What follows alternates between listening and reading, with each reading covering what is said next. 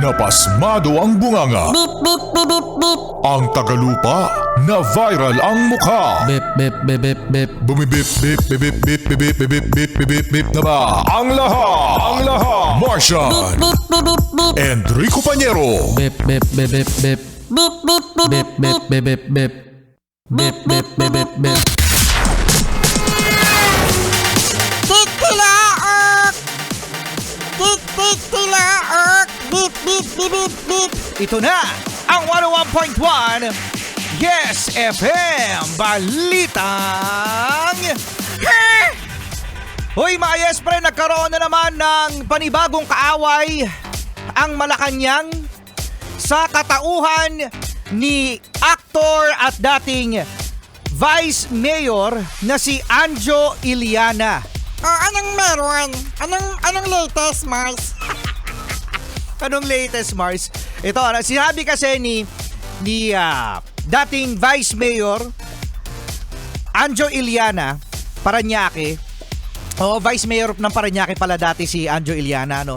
Na sinabi niya, no, panay ang ngiwi ng bibig nyo, Mr. President. Yeah! Hindi Di mo ba nakikita?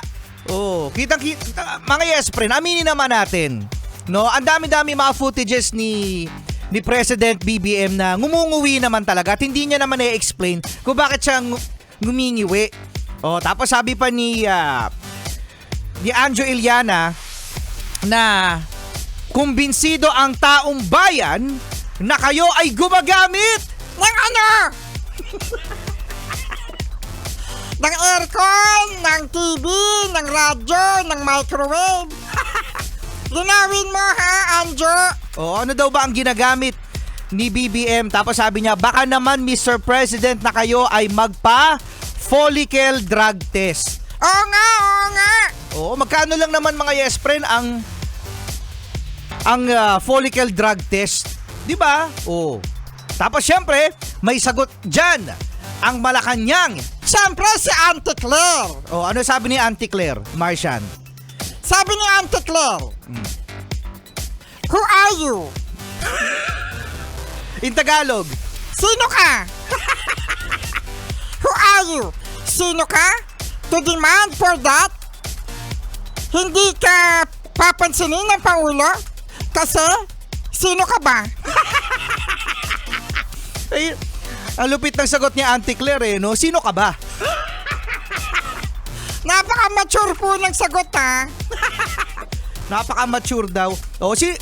Si sino ka ba, Anjo? Yan ang sabi ni Auntie Claire, ano? Pero ako, Rico Pañero, hinihiling ko kay BBM na mag-hair follicle test. Sino ka ba? Sino ka ba, Martian? Sino ka? Oo nga, no? Sino ako? Sino ako para magsabi niyan? Pero may point naman eh.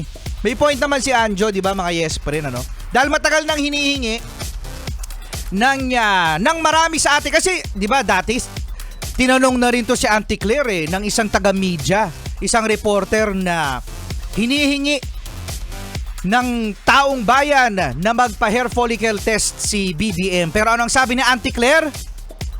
Sino sila? Sino sila na humihingi? Humihingi pa ng pangalan si Auntie Claire. So ayun mga Yes Friend. Hair follicle test! Hair follicle test! Yan. Unahan mo na daw, Martian. Ikaw daw muna. Yeah! Wala nga akong hair eh. Wala daw hair. At yan ang ating balitang Hair! Rico Pañero. May isang!